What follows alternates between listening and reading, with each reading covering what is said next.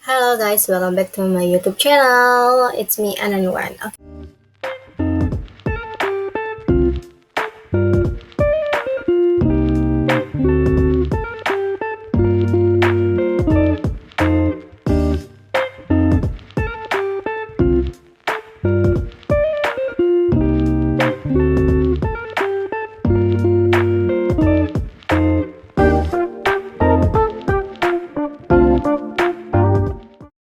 Oke, di sini aku mau ngajak kalian untuk membedah karya episode 2. Kali ini kita akan membahas mengenai Viipuri Library. Kira-kira bangunan apa sih ini? Nah, kita sebelum mengenal bangunannya, kita akan kenalan dulu nih dengan arsiteknya.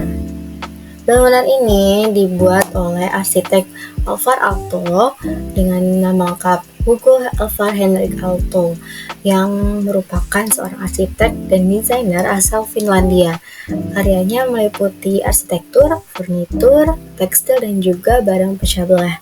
Nah, beberapa karya beliau itu seperti Bell Tower of Kauharaj V Church di Lapua, Finland.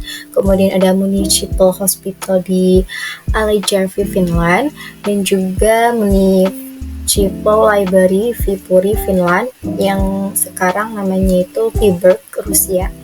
Nah, dan masih banyak lagi yang lainnya. Kalian bisa searching sendiri. Nanti kalau udah ketemu, coba komen di kolom komentar. Lanjut, kita akan membahas bangunannya. Bangunan apa sih itu Viipuri Library itu? Nah, seperti namanya, library itu yang artinya perpustakaan. Bangunan itu merupakan bangunan perpustakaan.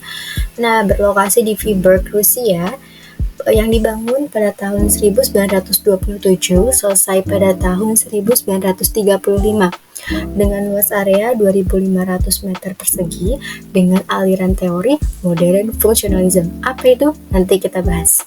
Konsep bangunan ini merupakan arsitektur modern yang dapat terlihat jelas dari bentuk bangunan yang sederhana, berupa bujur sangkar dengan finishing cat berwarna putih saja, dan tidak ada ornamen apapun yang ditetapkan pada bangunan ini. Struktur bangunan Viipuri juga sudah menjadi ornamen elegan itu sendiri.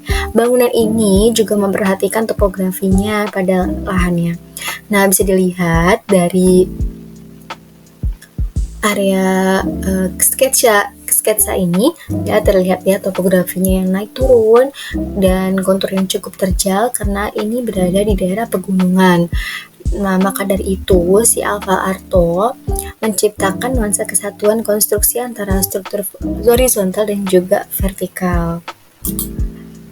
Kita lanjut ke analisis bedah pola ruangnya. Nah, masanya itu terbagi menjadi dua elemen yang berbentuk persegi panjang dan disatukan. Nah, terdiri dari dua lantai plus lantai basement. Kemudian, jadi di bawah menyesuaikan topografinya. Kemudian pada ruangannya itu sendiri terdapat perpustakaan di area utama, di lantai utamanya, dan juga di lantai 2-nya. Nah, serta ada beberapa ruang sosial seperti ruang klub dan ruang perpustakaan anak, juga ruang area surat kabar di lantai satunya.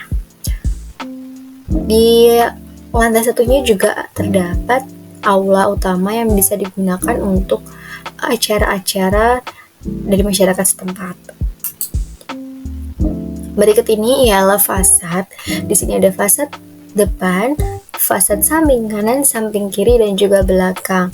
Pintu masuk berada di sisi utara perpustakaan, sedangkan anak-anak dan ruang baca surat kabar terletak di sisi timur dan juga selatan.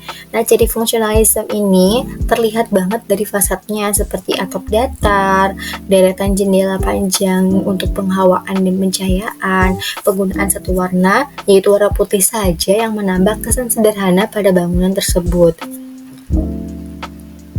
Kemudian ini ada gambar potongannya. Di sini terlihat jelas dua elevasi plus satu basement yang dibuat dengan sistem bentang lebar sehingga perpustakaan terlihat lebih luas tanpa kolom di tengah bangunannya.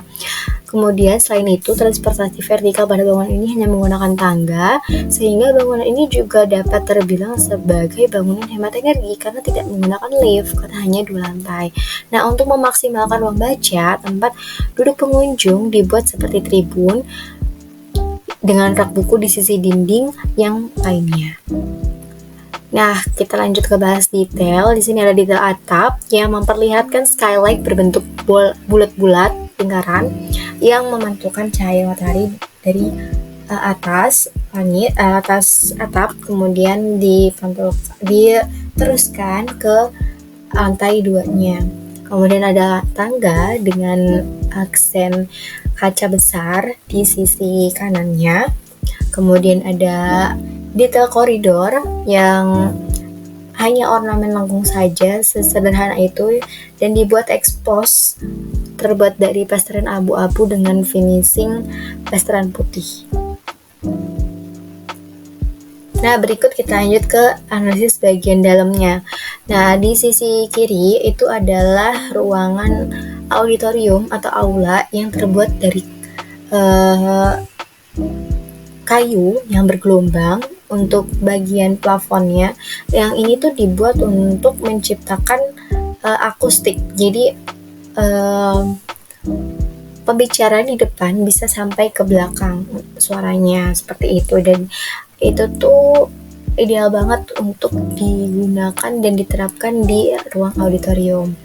Nah, pada sisi kanan terdapat ruangan baca di lantai 2 yang mendapat cahaya alami dari skylight bulat-bulat di atas. Selain itu, ruang baca utama yang terletak di lantai dasar dapat terlihat dari ruang pengawasan yang letaknya berada di mezaninnya. Kita lanjut. Nah, ini adalah area fasad depannya. Penerapan aliran fungsional pada Vipuari Library ini ditekankan pada layout ruangan seperti pada ruang perpustakaan yang dibuat levelnya berbeda antara ruang baca utama dengan ruang pengawasan. Alvaro Aalto memaksimalkan 2 fungsi dalam satu ruangan sehingga memudahkan staf untuk mengawasi perpustakaan itu sendiri. Kemudian penerapan aliran fungsional lainnya terlihat jelas pada material yang diekspos berupa plesteran putih dan juga banyak jendela yang berjejer untuk memaksimalkan pencahayaan dan penghawaan masuk ke dalam ruangan. Nah, ornamennya itu sendiri sangat minim, hanya penggunaan batu alam pada area entrance masuknya. Itu aja dari aku, kurang lebihnya mohon maaf, semoga bermanfaat. See you, dadah, bye-bye.